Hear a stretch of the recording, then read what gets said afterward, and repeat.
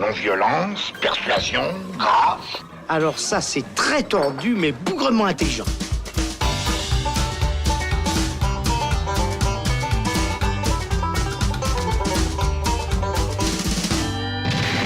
Bonjour à tous, c'est Robin et bienvenue dans le Saloon spécial Avengers Endgame. Voici venir en salle le 22e long métrage de la saga du Marvel Cinematic Universe, la suite d'Infinity War, sorti l'an dernier. Un film évidemment plus qu'attendu par les fans du monde entier et qui doit être, ou du moins est censé être, une conclusion à plus de 10 ans de cette épopée au cinéma. Est-ce donc vraiment l'apogée du MCU ? Eh bien on va le découvrir tout de suite avec du beau monde qui a franchi la porte du Saloon, comme par exemple Alexandre Caporal. Salut Alex. Salut Robin. Je suis aussi avec Patrick Dantan. Salut Patrick. Salut Robin. Et avec Thibaut Ducret. Salut Thibaut. Salut Robin. Ok, si vous êtes prêts, on enfile ses plus beaux collants et on y va.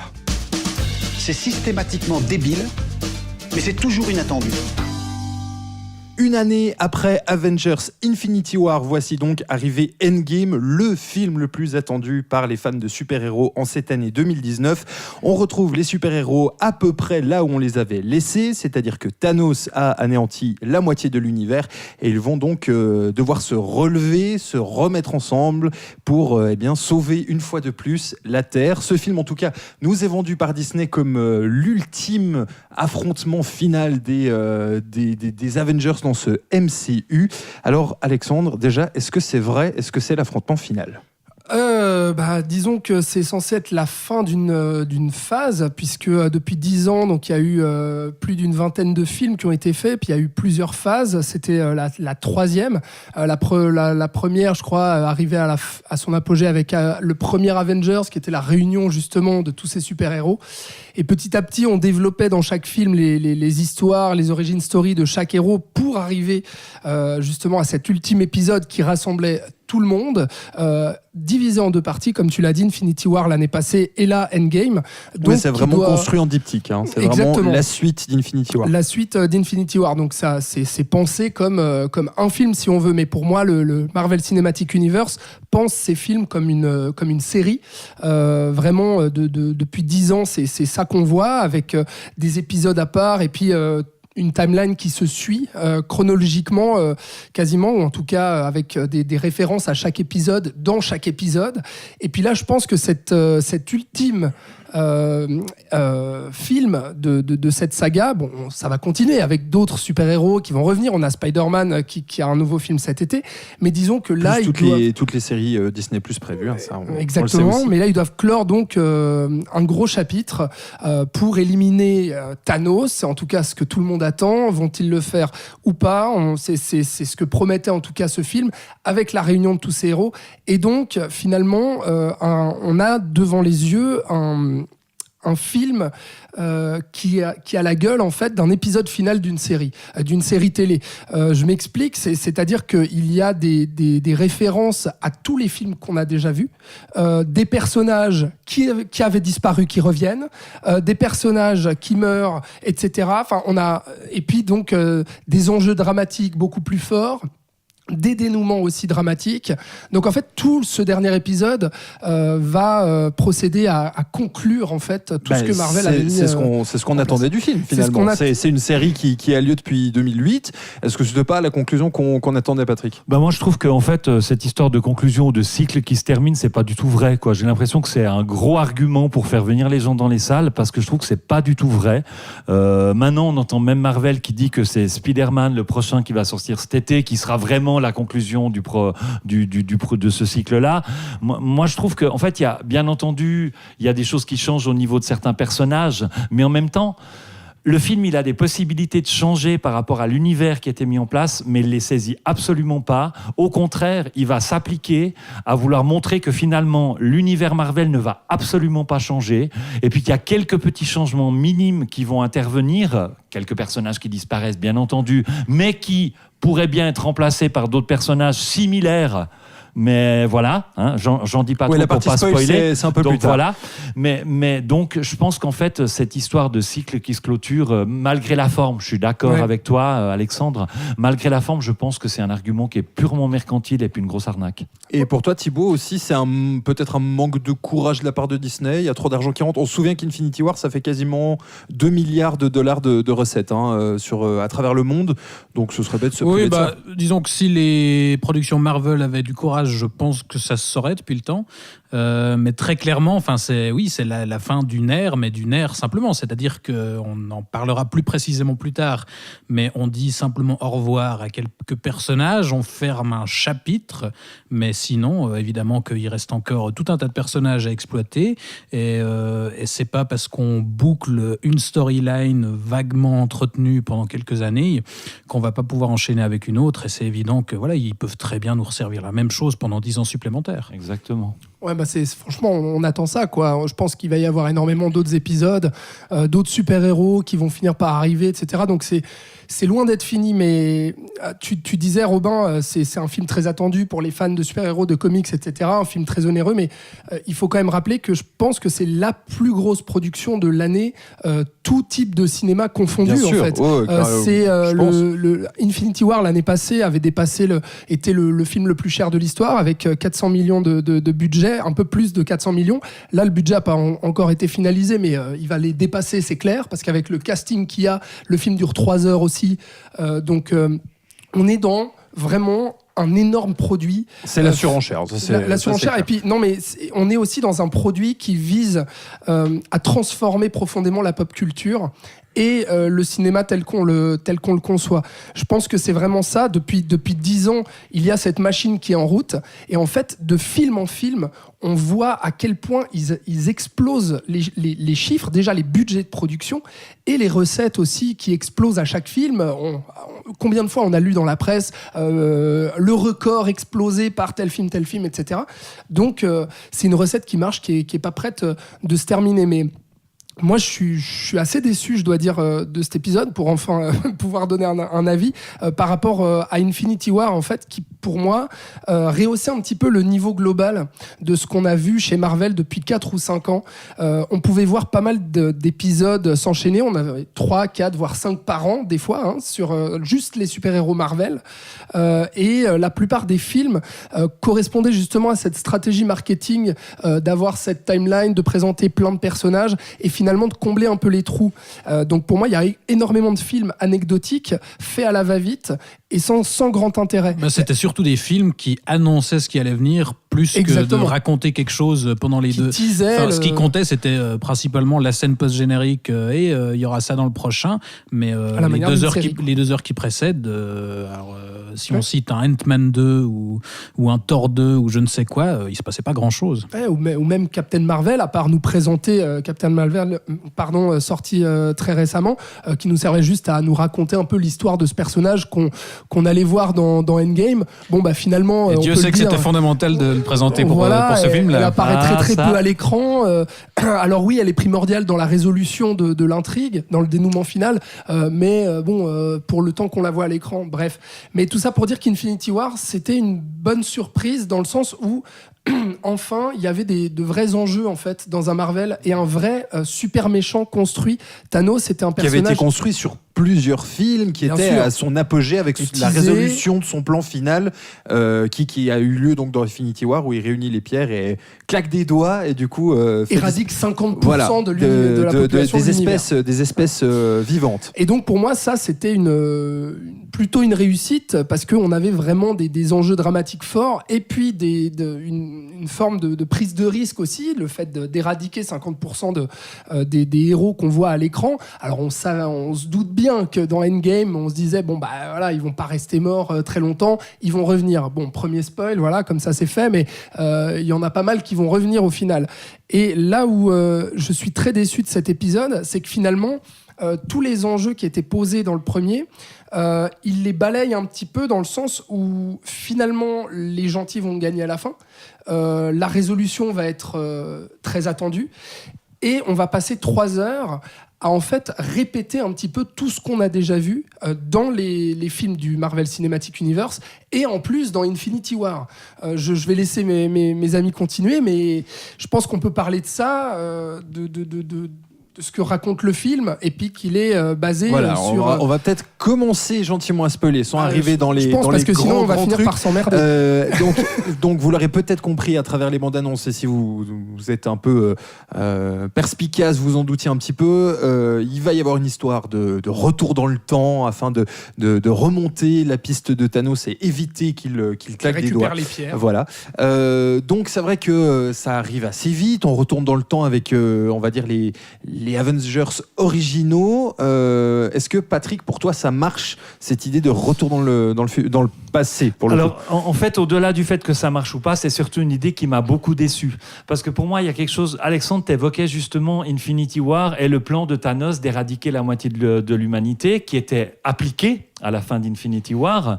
Et en fait, quand ce nouveau Endgame commence, en fait, on est dans cette situation-là. Donc, le film commence avec une atmosphère un peu crépusculaire, voire de deuil, dans un monde qui est un peu post-apocalyptique, mais surtout un monde qui est un peu différent de ce qu'on a connu maintenant, que ce qu'on a connu dans les films Avengers avant. Et en fait, quelque part, même si le fait d'éradiquer la moitié de ce qui est vivant sur une planète n'est pas du tout acceptable, hein, on est d'accord, ok ? Je trouve que ce plan de Thanos avait au moins le mérite de remettre en question certaines choses, de créer physiquement un autre univers sur la planète, et puis de poser quelques questions au niveau du consumérisme, de l'écologie et de ce genre de choses-là, qui sont quand même des questions assez d'actualité, on va dire. Et donc, de mettre vraiment en danger nos héros aussi. Et de les mettre en danger ou de les confronter à quelque chose qui justement pourrait changer. C'est-à-dire qu'au début, quand on voit les personnages, on dit « Ah ben voilà, peut-être que finalement, la suite des aventures des super-héros vont se passer différemment. Puis on va aller vers quelque chose d'autre. » Et moi, je trouvais le début très intéressant par rapport à ça. C'est aussi quelque chose qui montrait que tout d'un coup, on aurait osé, de la part de Disney et de Marvel, vraiment clore un cycle également par rapport à ça et aller vers un autre univers, ouvrir une porte avec une autre atmosphère, quelque chose à recréer.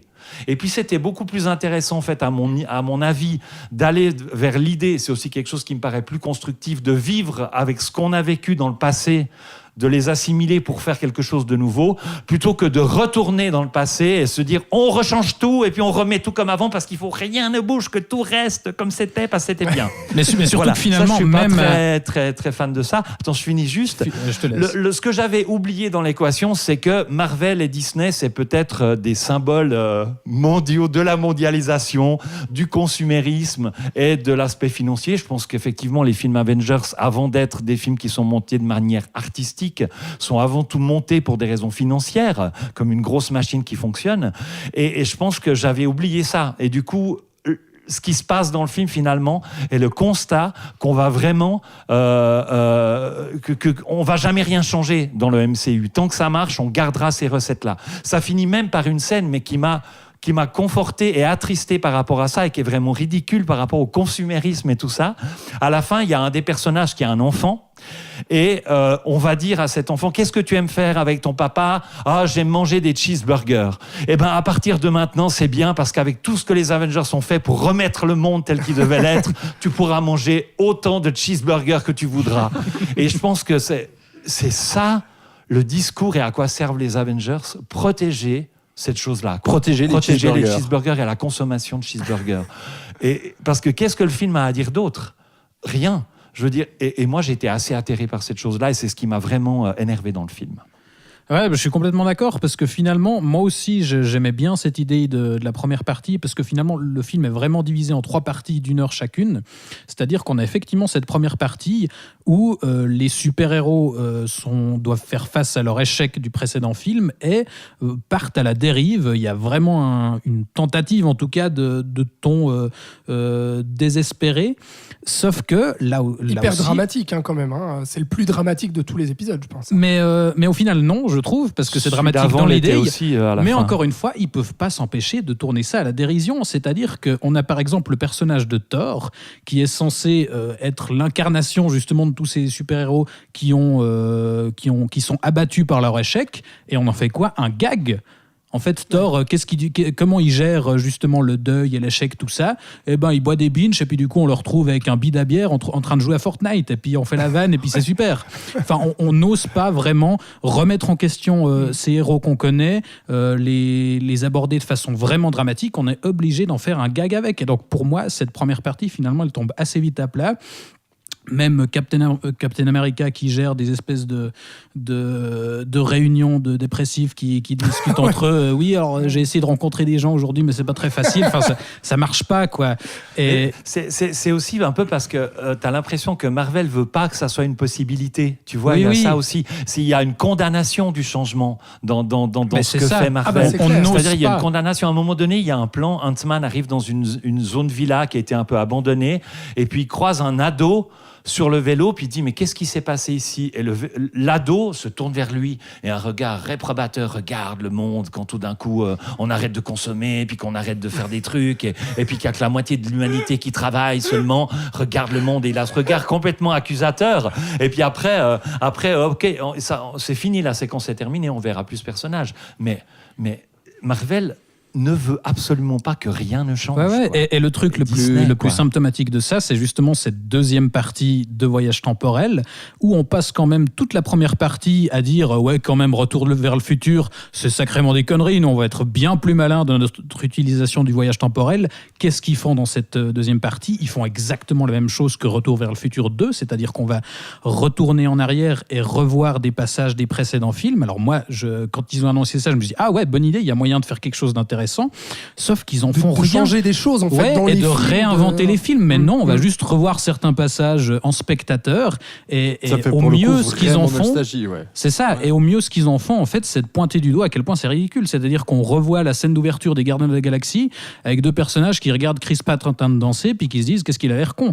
C'est le point de vue qu'ils ont sur leur propre film. C'est quand même assez symptomatique. Ils sont un peu schizo parce que d'un côté ils font un peu des gags sur leur film précédent, mais il y a aussi quelque chose qui donne une impression d'autoglorification de ce qu'on a fait. Ah, mais il faut qu'on les montre, ces séquences étaient tellement dingues, ces films étaient... on dit aux fans, regardez ce que vous avez vécu avec nous, etc. C'est complètement ça en fait, et c'est pour ça qu'au tout début je parlais d'épisode final en fait de série télé, c'est-à-dire que pour moi on passe en fait les 3 heures du film à finalement te faire des clins d'œil nostalgiques, te repasser les bons moments. C'est un espèce de best-of. C'est un peu comme ces épisodes de sitcom où on repasse des extraits pour économiser, ces épisodes clip show où finalement on remontre des bouts d'épisodes passés mais où il n'y a rien de neuf. Les moments marquants, les personnages marquants. Ah, regarde celui-là, tu te souviens, il était mort dans tel film. Ah bah regarde, là il apparaît pour toi.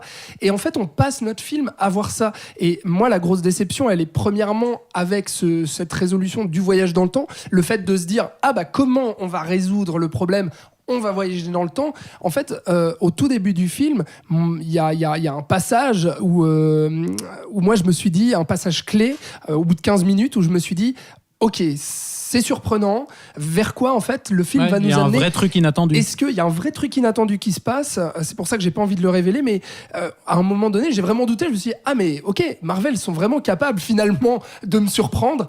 Qu'est-ce qu'ils vont faire pendant 2h45 en fait? Exactement. Qu'est-ce qui va se passer? Et même si dans la tête, à la base, j'avais l'idée qu'il y aurait ce potentiel voyage dans le temps, finalement, ça me faisait un peu l'oublier. Je me disais, ah non, peut-être qu'il n'y aura pas le voyage dans le temps. Tout ce qu'on attendait, finalement, ça peut aller ailleurs. Voilà, ça peut aller ailleurs. Et finalement, non, en fait. Au bout d'une heure, on se rend compte, ah bon, tout ça pour finalement aller dans le temps, revoir les mêmes films, revoir les mêmes personnages, et puis franchement, nous refaire aussi Infinity War. C'est-à-dire moins que... bien.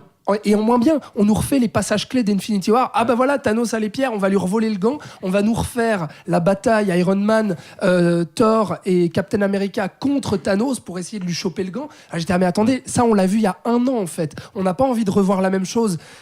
Et on passe quand même 2 heures avec des blablas et justement ces retours dans le temps et puis ces moments dramatiques qui créent la tension dramatique, les dénouements où tu sens que les personnages vont vers une certaine issue possible. C'est ça, il y en a qui sont justement confrontés à leur passé, ils revoient des êtres chers qu'ils ont perdus.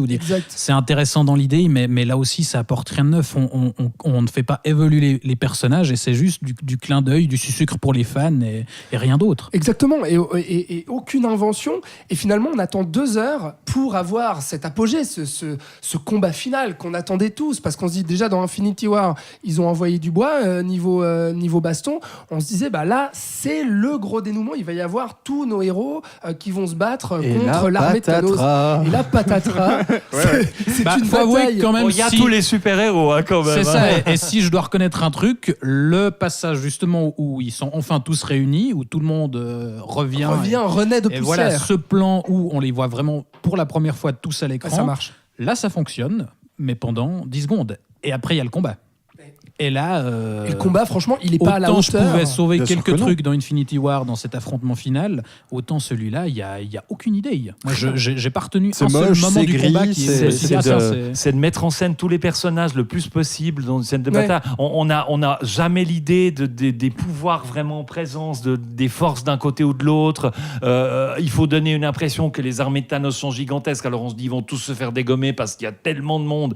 Puis 2 secondes après, il y a plus d'armée de Thanos. Enfin, puis le décor, parce qu'il y a un truc qui est bizarre, c'est que ça se passe à l'endroit où il y a le QG des Avengers. Il y a une monstre explosion, machin, à ce moment-là, etc. Et puis, on est sur Terre, donc il est censé avoir des forêts, des lacs et des trucs comme ça qu'on voit en plus avant. Et ensuite, à partir du moment où cette bataille a commencé, il y a une espèce de décor, on va dire, lambda employé dans les trucs d'espace de super-héros, où tout est un peu noir, la Terre, avec des fumées. Tout d'un coup, ils font du DC, en fait. Ouais, c'est un final de film DC. C'est ça. Puis surtout, on sait pas où on sait plus du tout où on est. On peut être partout et nulle part. Et puis l'esthétique, c'est complètement ça. J'ai trouvé ça très ridicule, quoi. Ouais, c'est laid. Alors, je vous propose une partie vraiment spoiler où là, on va pouvoir se lâcher un petit peu. Mais encore plus, parce que moi, les gens ont encore des surprises. Moi, j'aimerais vous entendre sur une chose, parce que moi, ça m'a beaucoup déçu, même si j'attendais pas grand-chose du film. C'est donc pour vous dire, c'est que en fait, pendant la grande majorité du film, on va suivre finalement les Avengers originaux. Alors que ça fait 3-4 ans qu'on nous introduit des personnages à coup d'origin story, on l'a dit, Doctor Strange, Black Panther, etc. Et on se retrouve sur les 2 premières heures à voir les mêmes personnages que sur le premier Avenger, sur l'âge d'Ultron, etc. Est-ce que là, pour vous, ils n'ont pas raté le coche? Justement, Patrick évoquait le fait que tous les personnages sont compactés à la fin du film et n'ont même pas le temps d'avoir leur petite seconde de gloire. Est-ce qu'ils n'ont pas juste raté le casting? Enfin, rater, disons, les personnages en présence, quoi. Pas le casting, pardon, mais le déroulement, l'apparition des personnages. On se retrouve avec les mêmes personnages, encore une fois, qui se battent. C'est vrai que ça contribue à ce qu'on dit, en fait, que finalement, ça se répète, quoi. Et qu'on revoit exactement la même chose qu'on a vu depuis tous ces films, et surtout dans Infinity War. Et que non, mais dans Infinity War, il y avait au moins le luxe, enfin pas le luxe, mais au moins l'avantage de pouvoir voir un petit peu tout le monde. Ils avaient tous un petit peu leur scène, même s'ils n'étaient pas présents en masse à l'écran. Doctor Strange était là tout le long, Spider-Man était là pendant une bonne partie du film, etc. Là, ils arrivent vraiment tous à 20 minutes de la fin. Pour moi, le problème, c'est pas tant que ça soit les mêmes personnages, c'est-à-dire qu'on les mette dans les mêmes situations, c'est-à-dire qu'encore une fois, le film ne les entraîne pas ailleurs, n'emmène pas cet univers vers autre chose pour l'avenir, pour le cycle suivant, quoi. Pour moi, c'est surtout ça qui m'a déçu. Peu importe, en fait, si finalement, c'est toujours Captain America, Iron Man, si les personnages évoluent, mais si l'univers pouvait évoluer, si tout ce qui s'était passé dans le précédent film pouvait avoir amené, et puis qui se passe au début, pouvait amener ça ailleurs, ça irait. Mais le problème, c'est qu'on fait tout pour revenir, quoi. Ça vous déçoit pas d'avoir, disons, 3 ans d'origin story là dans les pattes qui n'auront servi à rien parce que les personnages n'étaient même pas présents? En fait, le truc, c'est que pour le coup, et là je crois qu'on est définitivement dans le full spoiler, on est d'accord? Oui, non, là on l'a averti, c'est à vos risques et périls, chers dans auditeurs. cet opus, ils disent au revoir aux principaux Avengers. Et pour le coup, disons que c'était justifié qu'on les voit un peu plus parce qu'ils devaient. Non, dans l'idée, je dis bien dans l'idée. D'accord, ouais, c'est vrai. C'était justifié qu'on les voit un peu plus pour leur dire au revoir. Mais alors, est-ce qu'on leur dit au revoir d'une façon satisfaisante? Je ne pense pas. C'est-à-dire que pour moi, Iron Man, c'est peut-être celui qui a la sortie la mieux réussie, je trouve, la plus honorable. Même si on aurait pu quand même faire justement là aussi un poil plus. Faire évoluer le personnage au cours du film, parce que finalement, moi, j'ai pas l'impression qu'il ait beaucoup bougé durant ces 3 heures. Tout ça pour finir le film quand même sur une scène d'enterrement filmée à la manière des frères Scott, avec tous les super-héros en costume noir, cravate, et on passe, qui pleurent, et puis la caméra passe sur chacun après l'autre. L'enfer, quoi. Finir le film comme ça, l'enfer. l'enfer, quoi. Mais le problème, c'est qu'effectivement, quitte à beaucoup se concentrer sur Iron Man, Captain America et Thor, parce que finalement, c'est eux qu'on voit pas mal, on aurait pu leur apporter un petit peu quelque chose de neuf. Alors Thor, pour moi, à partir du moment où on le retrouve avec un bide à bière devant Fortnite, il n'existe plus, il est vraiment mort symboliquement, donc c'est le premier à déguerpir du film. Parlons de Hulk, Thibaut, quand même. Ah, je l'avais oublié celui-là. Mais alors Hulk, ça fait quand même un changement. Ça fait quand même depuis son premier film qu'ils savent pas quoi faire de ce personnage. À chaque film, on nous trouve un nouveau truc. Donc dans le premier Avengers, en fait, il savait maîtriser son pouvoir et puis il s'énervait quand il voulait. Là, dans Infinity War, il arrivait plus à faire sortir Hulk. Et puis alors maintenant, dans celui-ci, après il était amoureux de Black c'est Widow. Ça. Dans celui-ci, il a décidé qu'en fait, il allait rester Hulk tout le temps et puis garder ses petites lunettes sur le nez et puis faire des selfies avec des gamins. Et moi, je ne comprends pas. Ils savent pas quoi en faire. C'est la catastrophe. Ce personnage est là pour faire rire, en fait. J'ai l'impression. À chaque film, il est là. La preuve dans Thor Ragnarok. Il est là pour quoi, ce personnage ? Il est là pour qu'on puisse faire des vannes, en fait. C'est un prétexte à ça. Et puis, franchement, c'est tellement décevant. Ce personnage est tellement génial, quoi. Et ça fait... Non, mais ils savent pas quoi en faire. Et pour revenir aux trois principaux, quand on parlait du combat final et du manque de nouveautés tout à l'heure, en fait, quand ils essayent de faire des nouveaux trucs, ça n'a aucun sens, parce qu'on a quand même une scène où tout d'un coup, Captain America arrive à maîtriser le marteau de Thor. Oui. Et ça sort de nulle part. C'est un truc qu'on avait vaguement esquissé dans le deuxième Avengers, mais ça n'a jamais été développé plus loin. Et tout d'un coup, paf, ça marche. Paf, ça fait des chocs à pic. Des cheeseburgers, allez hop. En termes de scénario, moi j'ai rarement vu, ces derniers films étaient un petit peu écrits à la va-vite, mais là, je me dis, attends, on est quand même dans l'épisode ultime que tout le monde attend. Il y a un moment donné, il faut quand même soigner un minimum ce scénario, l'écriture avec... c'est compliqué de traiter tous ces personnages sur le même piédestal, etc. Mais je dis au niveau de la cohérence, en fait, de l'univers et de la cohérence des actions, et notamment ce genre de truc où tu te dis, mais ils ont osé faire que Captain America chope le marteau sans expliquer quoi que ce soit. Oui, on parle même pas des problèmes chronologiques avec le voyage dans le temps. Les paradoxes temporels, c'est quand ils veulent, ouais. Ouais, c'est quand ils veulent, c'est ça. Et donc, pareil, rien que au tout début, on passe quand même 10 minutes à ce que les personnages discutent entre eux en mode on est perdu, on retrouvera jamais Thanos, mais où est Thanos ? Mais personne sait où il est. Et en fait, il y a Nebula qui est là depuis tout à l'heure, et d'un seul coup, la caméra s'intéresse à elle et elle dit moi je sais où est Thanos, en fait. Et là, tu te dis, putain, sérieusement, quoi, les gars, quoi, il y a personne pour lui demander. Et il faut attendre 10 minutes de discussion pour qu'elle lâche le morceau, quoi. Et le personnage de Captain Marvel, à ce niveau-là, c'est génial, je trouve. Ça valait bien la peine de nous infliger un espèce de délire 90s de 2 heures pour que finalement, sa seule utilité, ce soit de déplacer un vaisseau au début, de dire, je dois aller m'occuper de certains trucs ailleurs, vous allez pas me voir pendant un moment, d'accord ? Donc, on justifie le truc comme on peut, et puis elle revient juste à la fin pour péter un mur, voilà. En Deus Ex Machina, oui. pour péter un vaisseau. Péter un sacré vaisseau, quoi. Ça valait bien la peine de se taper 2 heures de Brie Larson qui prend la pause. On connaît toujours pas ses pouvoirs, mais on sait qu'elle casse des trucs, quoi. Mais bien fort en plus, quand même. Non, mais voilà. Et puis après, je terminerai avec les incohérences. Mais un autre truc vraiment où je me dis c'est pas possible de laisser passer ça, où les personnages sont amenés à rencontrer leur double du passé. Il y a une bataille Captain America contre Captain America. Sur le papier, ça vend du rêve. Dans l'exécution, ça sert pas à grand chose. Et puis c'est pas très inventif non plus. Et puis Nebula qui tue son double dans le passé, puis qui survit dans le futur. C'est le genre de choses, tu te dis, c'est pas possible à ce niveau-là, quand tu sais que c'est quand même la clôture de 21 films qui a plus de 400 millions foutus dans ce film-là, que c'est le plus cher de l'histoire et tout, et qu'on laisse passer ce genre de petites erreurs. Ça fout les boules, quoi. Il y a beaucoup de choses comme ça qui m'ont posé des questions pendant le film, soit des invraisemblances ou du manque de subtilité dans la façon de présenter les choses. Je trouve qu'effectivement, déjà, la récupération des 6 pierres, c'est compliqué. C'est-à-dire qu'on passe sans cesse d'un groupe à l'autre, machin, puis à la fin, tout d'un coup, on les a. Alors attends, comment ils les ont eu ? Qu'est-ce qu'il a fait ? Qu'est-ce qu'il a eu comme problème ? Est-ce qu'il les a eu ? Mais il était là. Non, donc ça, on n'arrive pas trop à dépêtrer. On nous dit à un moment donné que c'est bon, c'est fait, puis voilà. Il y a aussi un autre truc avec Nebula, quand elle revient du passé, en fait, puis qu'elle revient, spoil, attention, pour pourrir un peu le plan des Avengers. Ils sont tous entre eux d'un côté, en train de discutailler, et puis elle est toute seule, mais personne ne s'occupe d'où elle est. Donc on se dit, mais elle est en train de pourrir le plan, de détruire des machines et des machins. Puis eux, ils s'en inquiètent pas. Et puis en fait, eux, ils viennent de se retrouver après toute leur... Et puis ils s'en inquiètent pas, c'est tout à fait normal. Et puis il y a d'autres trucs, des manques de subtilité des fois dans des plans, je trouve ça un peu...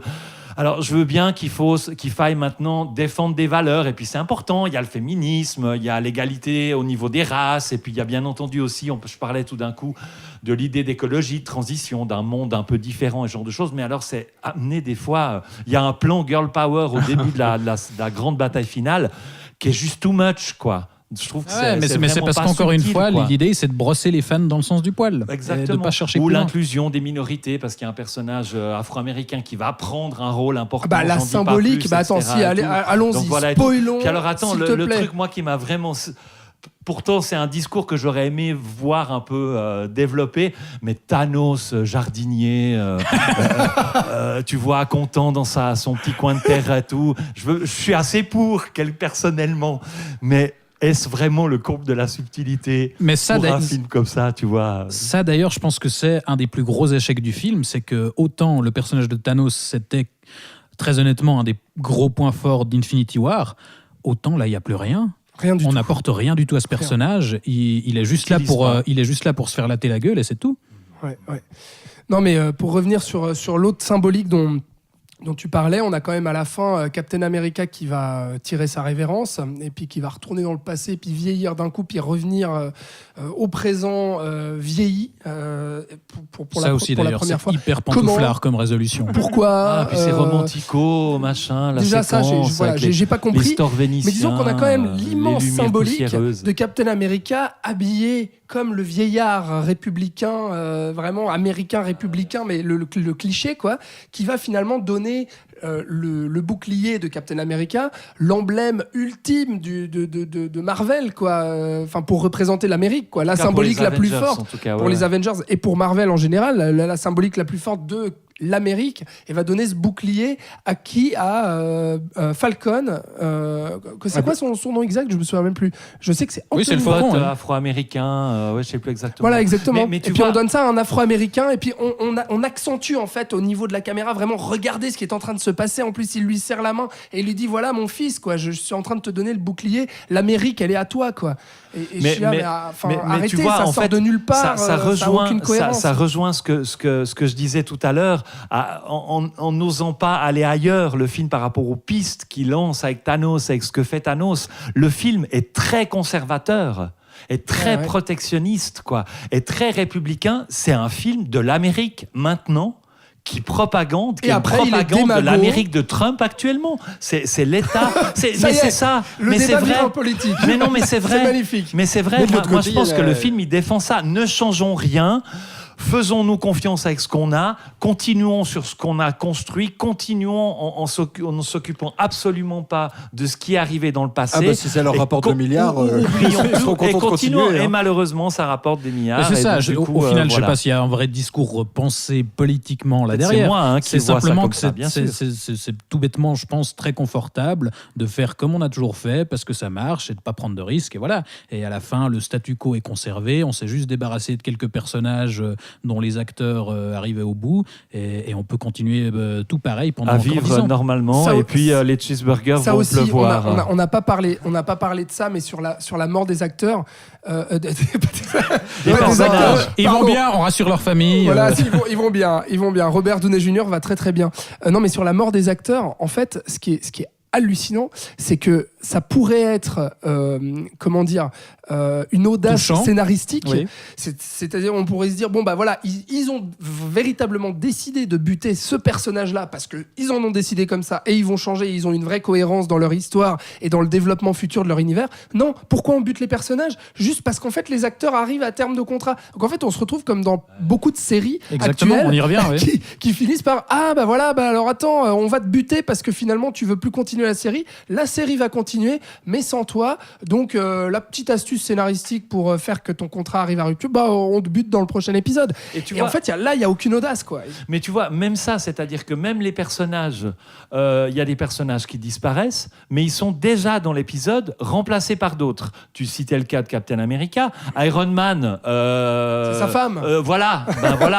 Iron Girl, elle est prête, elle a son armure, elle arrive tout d'un coup dans la scène finale, bien sûr, parce qu'on met tout dans cette scène de combat final. Tout le monde. Tout est déjà remplacé, quoi. Tout est déjà, mais même pas par quelque chose de nouveau. Il faut surtout pas laisser au spectateur le risque de perdre quelque chose, de devoir faire justement un deuil, quoi, quel qu'il soit. Et c'est là qu'on aurait des émotions et ce genre de choses. On en a d'ailleurs un peu au début, un peu des émotions, je trouve. Black Widow. Alors c'est ça, un des personnages dont on n'a pas parlé, c'est Black Widow. Et la scène de sa mort, c'est quand même assez terrible.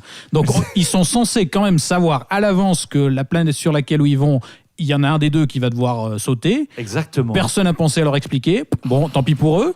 Mais surtout, cette scène où ils sont en train de se foutre sur la gueule les deux, non, c'est moi qui me suicide, non, c'est moi. C'est quand même assez terrible comme scène. Enfin, moi, je trouve pas ça crédible une seule seconde. Non. Puis effectivement, c'est déjà une scène qu'on a déjà vue à l'identique. Comme tu dis, ils savent que ça va se passer comme ça. Nous aussi, on l'a vu à l'identique avec les mêmes enjeux dans Infinity War. C'est juste que c'était Thanos et sa fille et pas et puis Black on se Widow doute assez vite que c'est Black Widow qui va y passer parce que son contrat est plus cher. Non, mais aussi parce que l'autre, au début, il y a une scène, la première scène du film qui commence, on se dit il a une famille et puis quand même, etc. et tout, tandis qu'elle est seule, elle est plus dark un peu. Et puis soyons plus light possible. Et elle a pu épuiser toutes les couleurs de teinture, donc bon. Ça aussi. Tout testé. En coiffeur, et puis voilà. Je voulais juste finir par dire que c'est difficile de critiquer ce film parce qu'il y a une fanbase qui est quand même énorme.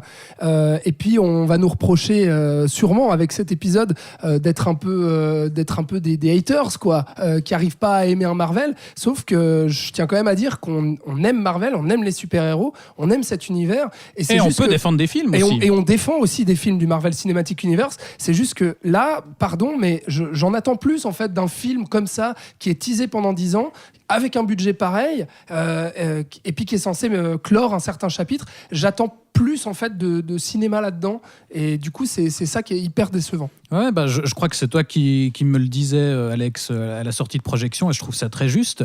Il y a quand même 20 fois plus d'idées dans le dernier quart d'heure d'Iron Man 3 que dans ces 3 heures d'Endgame. Donc effectivement, le Marvel Cinematic Universe peut proposer des choses et peut innover et peut c'est possible de faire vraiment des trucs intéressants avec ces personnages et on tape pas dessus juste pour le plaisir de taper dessus.